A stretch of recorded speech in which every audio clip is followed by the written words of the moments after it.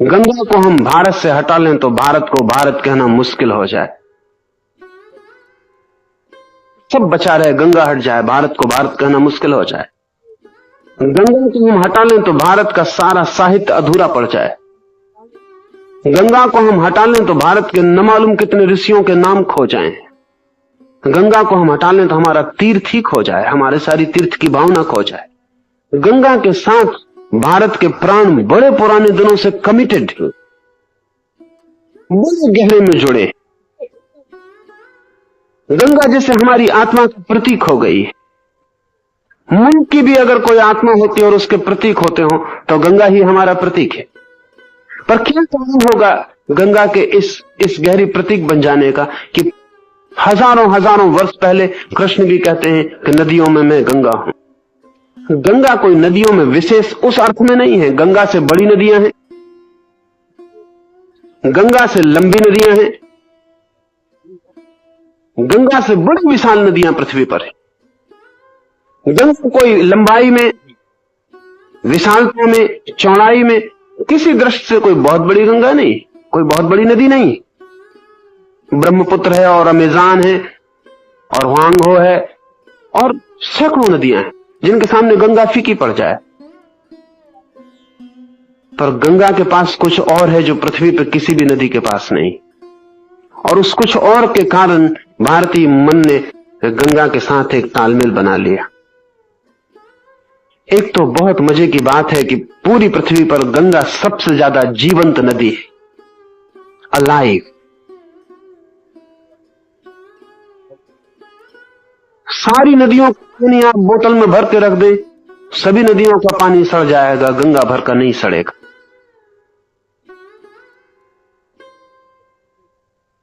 Chemically Ganga बहुत विशिष्ट, उसका पानी डिटेरिएट नहीं होता, सड़ता नहीं, वर्षों रखा रहे।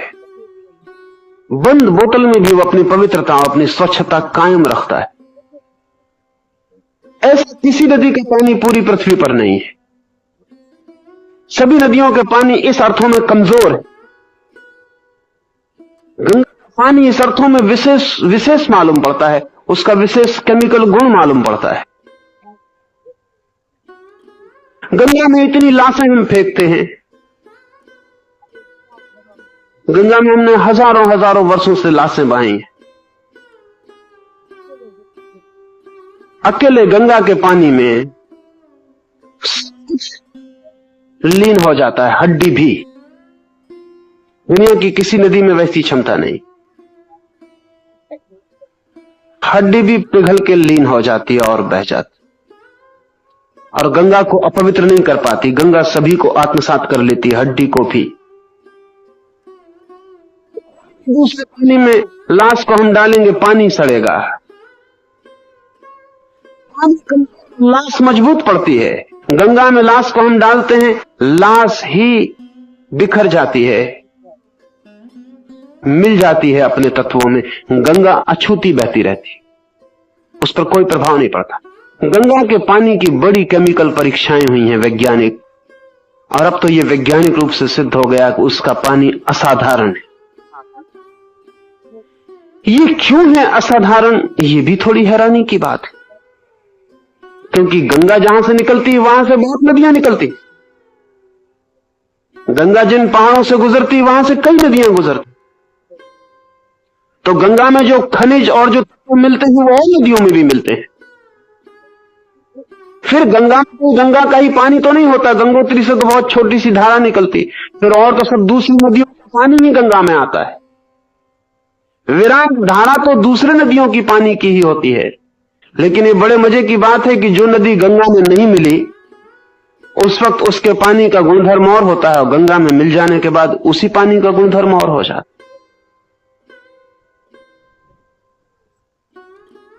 क्या होगा कारण? केमिकली तो कुछ पता नहीं चल पाता, वैज्ञानिक रूप से इतना तो पता चलता है कि विशेषता है और उसके पानी में खनिज और केमिकल्स का भेद है। विज्ञान इतना ही कह भी सकता है, लेकिन भेद है, वो भेद विज्ञान के ख्याल में आज नहीं तो कल आना शुरू हो जाएगा। और वो भेद है गंगा के पास लाखों लाखों लोगों का जीवन की परम अवस्था को पाना। ये मैं आपसे कहना चाहूंगा कि पानी, जब भी कोई व्यक्ति, अपवित्र व्यक्ति पानी के पास बैठता है, अंदर जाने की तो बात अलग, पानी के पास भी बैठता है तो पानी प्रभावित होता है और पानी उस व्यक्ति की तरंगों से आच्छादित हो जाता है और पानी उस व्यक्ति के तरंगों को अपने में ले लेता है। पानी बहुत शीघ्रता से चार्ज्ड हो जाता है, पानी बहुत शीघ्रता से व्यक्तित्व से अनुप्राणित हो जाता है, पानी पर छाप बन जाती है। लाखों लाखों वर्ष से भारत के मनीषी गंगा के किनारे बैठकर प्रभु को पाने की चेष्टा करते रहे और जब भी कोई एक व्यक्ति ने गंगा के किनारे प्रभु को पाया है तो गंगा उस उपलब्धि से वंचित नहीं रही, गंगा भी आच्छादित हो गई है। गंगा का किनारा, गंगा की रेत के कण-कण, गंगा का पानी, सब इन लाखों वर्षों में एक विशेष रूप से स्पिरिचुअली चार्ज्ड, आध्यात्मिक रूप से तरंगायित हो गया है। इसलिए हमने गंगा के किनारे तीर्थ बनाए, इसलिए लोग गंगा की यात्रा करते रहे, इसलिए लोग सोचते थे कि गंगा में जाके पाप धुल जाएंगे। वो पाप गंगा की वजह से नहीं धुल सकते, लेकिन गंगा के पास जो मिल्यू है, गंगा के पास जो वातावरण है, वो जो लाखों लाखों वर्षों की छाया है, उस छाया में जरूर आप अगर अपने हृदय के द्वार खोलें तो आप दूसरे आदमी होकर वापस लौट सकते।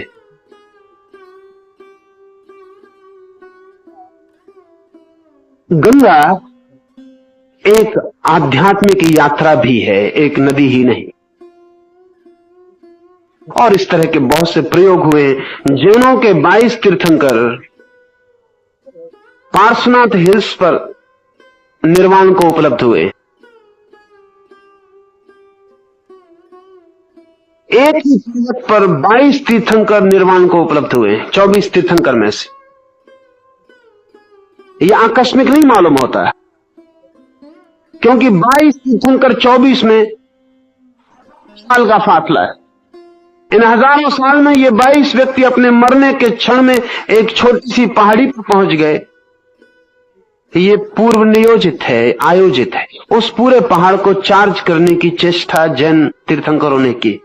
वो पूरा पहाड़, जब एक तीर्थंकर अपने शरीर को छोड़ता है तो ये घटना उस घटना से बड़ी है जब एक अणु का विस्फोट होता है, लेकिन वो हमें पता चल गई है, अभी दूसरी घटना हमें पता नहीं चली। वैज्ञानिक कहते हैं कि एक अणु के विस्फोट से इतनी ऊर्जा पैदा होती है कि सारी पृथ्वी आग से भर जाए।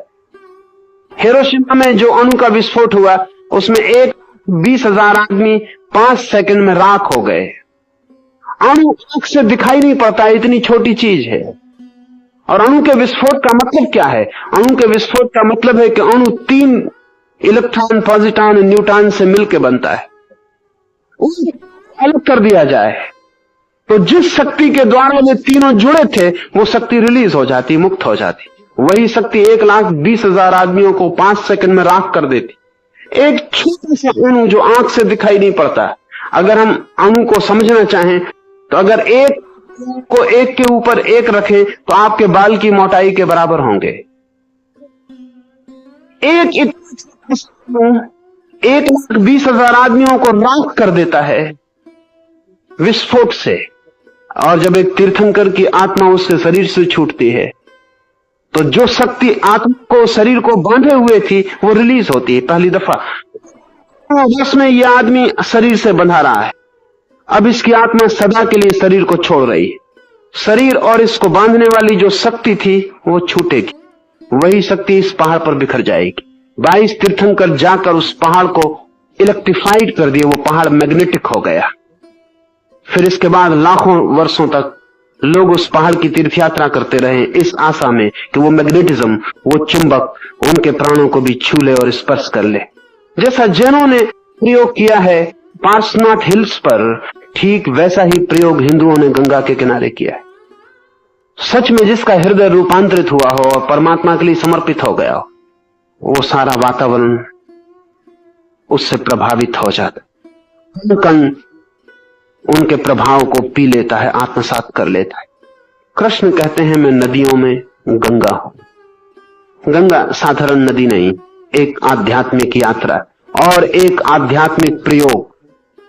लाखों वर्षों तक लाखों लोगों का उसके निकट मुक्ति को पाना, परमात्मा के दर्शन को उपलब्ध होना, आत्म साक्षात्कार को पाना, लाखों लोगों का उसके किनारे आकर अंतिम को उपलब्ध होना, वे सारे लोग अपनी जीवन ऊर्जा को गंगा के पानी पर उसके किनारों पर छोड़ गए। इसलिए कृष्ण कहते हैं कि मैं नदियों में गंगा हूं।